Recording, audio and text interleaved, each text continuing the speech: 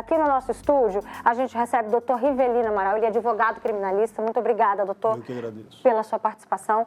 A Jusileia Ribeiro, que já viveu isso na pele e hoje encoraja as mulheres a romper esse ciclo. Obrigada também, Jusileia. E hoje a gente recebe aqui a Ana Paula Dominicini.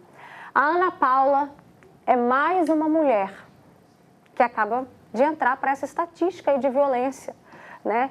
Ana Paula, como é que você se sente vendo tantos casos, sabendo que não param de crescer?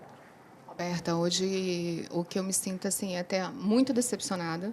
Primeiro porque tudo que aconteceu comigo é um relacionamento abusivo. Eu estava na Bahia, né, onde eu fiz um novo casamento.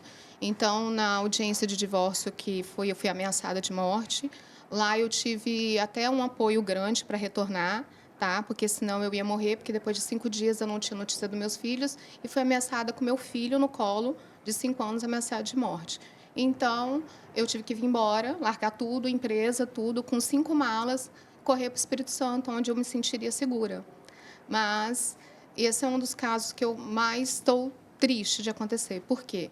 Isso foi informado ao judiciário, realmente eles me informaram para voltar, eu vim com os meus filhos, tentou buscar apreensão, não conseguiu, por todos os meus relatos, eu tinha voltei mais de 14 quilos magra, cheia de feridas, né?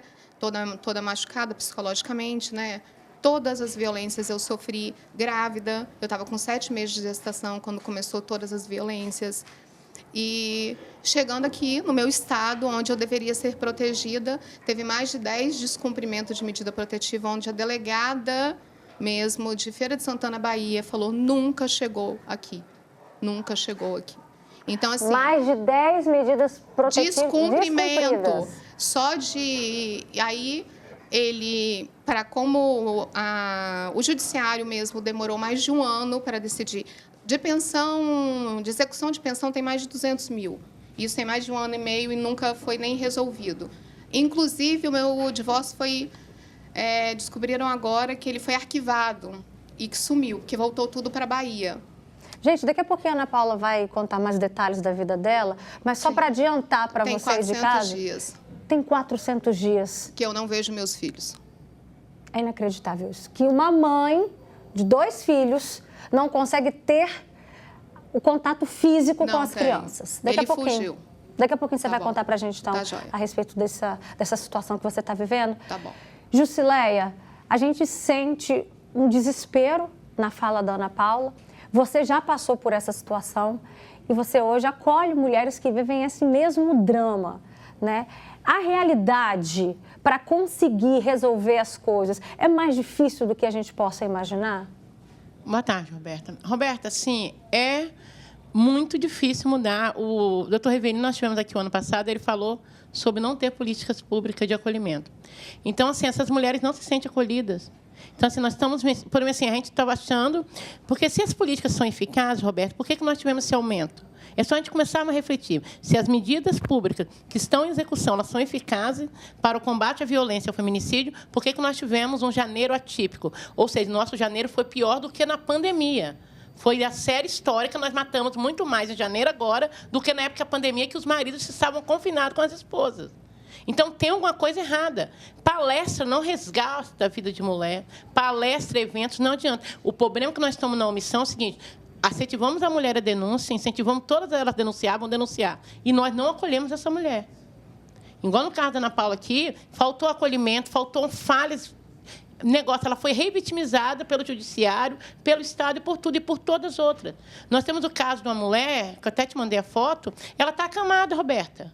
Ela está acamada no hospital com filhos passando necessidade. O agressor está lá preso, não paga pensão, não paga nada. Porque quando eles vão presos, eles não pagam pensão, Roberto. A mulher que se vira aqui para recomeçar. E essa mulher está sendo acolhida por quem? Olha só, doutor Rivelino, em um pequeno bate-papo aqui, rápido, curto até agora, a gente trouxe o caso da Ana Paula, a Jusileia acabou de contar de uma outra mulher que está entrevada na cama. Até quando? O que está por trás desse aumento tão expressivo, assim, 11%, doutor? Eu acho que a sensação de impunidade, né? Quer dizer... A pena do feminicídio é a maior pena que a gente tem no nosso país, tá? Então, é o crime que tem a maior pena no nosso país, é do feminicídio. Mas, assim, é o que a Jusileia falou. A gente precisa de aplicar políticas públicas. Porque o que está acontecendo, Roberto? Esses números, como você também falou, pode ser que sejam muito maiores, não é? Por quê? Porque a gente está mudando a cultura do nosso país aí há 5, 10 anos, que as mulheres estão efetivamente se manifestando, não estão aceitando serem submissas, serem agredidas e serem mortas, né? Então, elas estão buscando o Estado. Porque quando nós começamos a viver em sociedade, nós definimos que o Estado que ia nos dar a nossa proteção. E a mulher, que é eu acho que o tema mais importante dessa história toda é assim, ó, a gente, sociedade e o Estado está impulsionando as mulheres vítimas, e tem que fazer mesmo, para elas se manifestarem, para elas buscarem o Estado. Esse é o caminho. Não é para ela fazer justiça com as próprias mãos, não é para ela matar o marido, não é para ela se matar, não. É para ela buscar o Estado, certo? Só que o Estado precisa receber essa pessoa. Porque a gente até falou isso há poucos dias aqui nesse estúdio.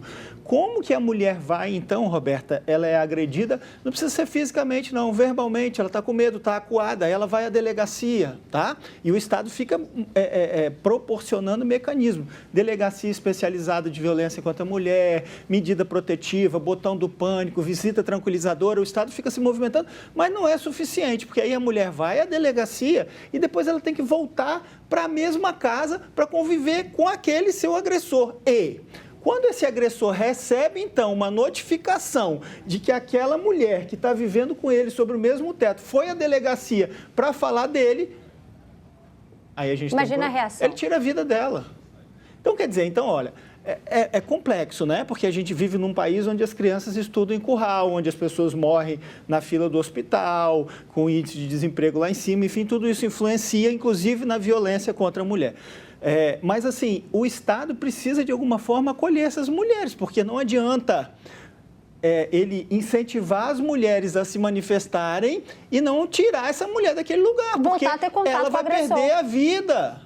Isso é muito sério. Então, quer dizer, a gente está vivendo um momento muito crítico, né? Porque a sociedade também, eu sou a favor da mulher ir, da mulher notificar aí a delegacia, enfim, para as coisas serem apuradas, mas o Estado precisa acolher, precisa tirar essa mulher daquele lugar, porque senão a gente vai aumentar o problema. O feminicídio vai aumentar, né? A gente vai ter um efeito contrário. Ao invés de diminuir, a gente vai ter um efeito contrário. Olha só a que ponto nós chegamos. A gente pede por mais proteção. O Estado não consegue estar em todos os lugares ao mesmo tempo, então a mulher vai lá e ela volta para casa, porque não tem como botar um policial na porta da casa dela também, sabe? Não dá, é uma coisa bem complexa, né? Aí presta atenção, a gente pensa que os casos, hoje aconteceu esse caso. Não, gente, é a todo instante. Olha só o que aconteceu em Serra Sede, na noite de ontem. Uma mãe e a filha de 9 anos, uma criança, viveram momentos de terror dentro de casa. O companheiro dela ficou furioso porque a conta da internet não foi paga. Aí, por causa disso, ele começou a agredir a mulher. Não parou por aí, não. Sabe o que ele fez, gente? Jogou gasolina nas roupas dela. Aí você pensa que parou por aí? Também não. A vítima conseguiu fugir e acionar a polícia. Só que, em meio a tudo isso, a criança de 9 anos ficou lá no quarto, cercada pelas roupas encharcadas de combustível.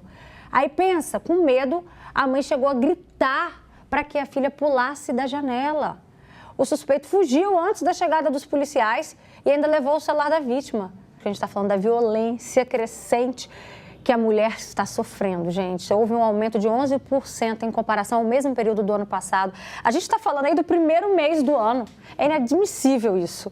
Olha, a Maricélia participa com a gente aqui no nosso WhatsApp. Você também pode mandar a sua opinião, seu relato. Ela fala que tem que ter leis mais severas para esses homens covardes, sendo que acabou de ter um endurecimento da pena, de 20 para 40 anos. Daqui a pouquinho o doutor Rivelino vai falar para a gente sobre isso. Também tem outro comentário de uma pessoa que pediu para não se identificar, mas ela diz que tem um vizinho que quase mata a esposa de tanta pancada. Meu Deus. E ela não denuncia por medo. E ele ameaça todo mundo ao redor. Exatamente o que o doutor Rivelino acabou de contar pra gente. E olha só, em Viana, uma mulher matou o companheiro a tiros. E para a polícia, ela disse que estava sendo agredida por ele. Uma vizinha do casal disse que sempre era procurada pela mulher com pedidos de ajuda. Vamos ver esse relato. Algo eu tenho certeza que aconteceu de muito grave para que ela pudesse se defender. Ela sempre me procurava pela madrugada, às vezes chorando, reclamando de agressão, reclamando de violência verbal, violência moral. E muitas vezes eu orava, estava junto com ela ali, conversando com ela, falando com ela, tentando amenizar aquele choro dela, e nenhuma mulher merece passar por isso. Com relação ao que aconteceu hoje, eu não posso falar porque eu não vi, né? Não estava aqui, porém, com certeza, tenho absoluta certeza que foi legítima defesa. Pois é, gente, a prisão dela, que era em flagrante, foi convertida para preventiva, né? Vamos entender aqui com o doutor Rivelino. Vamos lá, interessante que chegou um caso aqui de uma pessoa que está falando que a mulher é espancada todo dia praticamente pelo marido, né? A gente vê que essa é uma situação muito mais comum do que a gente possa imaginar. Quando que é considerado legítima defesa, doutor? Então, olha, eu acabei de dizer que o Estado não consegue estar em todos os lugares ao mesmo tempo, porque nós definimos que o Estado vai nos defender através das polícias, só que a polícia não consegue estar em todos os lugares. E aí, a lei, tudo tem uma explicação no direito, a lei fala assim: se eventualmente a pessoa for agredida, ela pode, usando os meios moderados, se defender para impedir que ela seja agredida, que ela seja morta, que ela seja espancada, enfim. Então, a legítima defesa é quando o Estado não pode estar naquele lugar, porque vai demorar para ele chegar, então a lei autoriza as pessoas a se defenderem. Então, quer dizer, se a pessoa estiver na iminência de ser agredida, ela pode segurar a outra pessoa, ela pode agredir a outra pessoa. Se ela tiver uma faca, ela pode se defender com uma faca, ela pode se defender com uma arma, enfim, ela pode usar os meios que sejam suficientes para que ela impeça que seja agredida. Então, a legítima defesa é isso.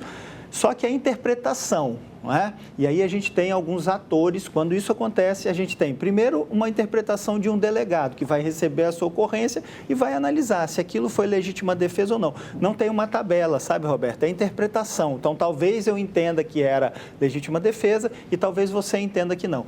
Quando é legítima defesa, a pessoa não é punida pelo Estado, porque às vezes a pessoa precisa tirar a vida da outra para ela não perder a vida dela. E aí ela não é punida. Quando é legítima defesa, ela não é punida. Então, primeiro tem uma análise de um delegado e depois tem, como já ocorreu, uma audiência de custódia. Todas as pessoas que são presas, no prazo de 24 horas, no máximo em 24 horas, ela tem que ser levada na presença de um juiz para que o juiz analise essas circunstâncias.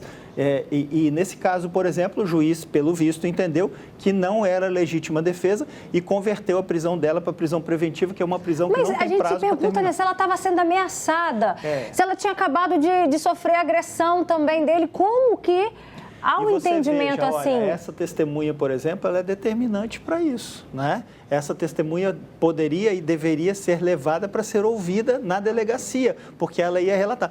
Porque o direito é análise de circunstâncias, de tudo que aconteceu. Que horas aconteceu, quem é a pessoa, se ela já agrediu, se ela tem um histórico de agressão, se ela tem arma, se ela podia ter arma, tudo é analisado.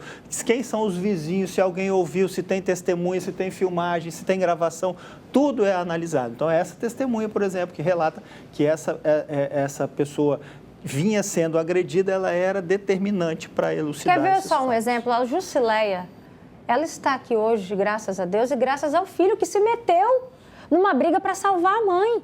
Senão ela poderia não estar. Como é que você se sente, Jusileia, vendo o caso dessa mulher? Roberta, a gente se sente impotente porque se fosse o contrário, se fosse a mulher perder vida. Porque, assim, o homem perdeu a vida, assim, a Lei Maria da Penha, então, o passivo tem que ser mulher. Então, assim, independente dele ser homem, a força física dele era maior do que a dela. A gente não sabe a circunstância que levou a ela aquilo, embora tenha testemunho que fala que foi legítima defesa. Talvez o juiz tenha entendido que ela foi premeditada, que ela tinha uma arma, pode ter sido exercício atenuante. Mas eu acredito, Roberto, que nenhuma mulher vai matar um outro homem, se ela não estiver correndo risco de vida. Ela foi ameaçada, gente. Isso consta no boletim de ocorrência. Que ela vinha sofrendo ameaças, que ela era violentada. Então fica difícil. Como que a mulher não vai se proteger? Você tem medo, Ana Paula? Muito, muito medo. É por isso que eu te falo assim, até emocionada de ter vindo aqui há um ano para não ir até Feira de Santana, porque muito medo. Por que muito medo? Porque ele descumpre tudo, né? Ele não...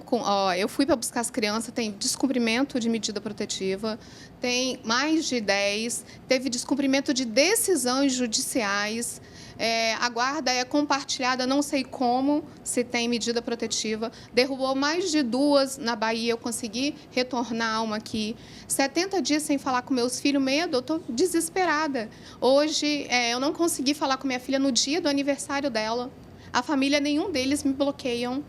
O meu filho, eu tive que implorar a escola para que eu conseguisse falar com ele no dia do aniversário dele.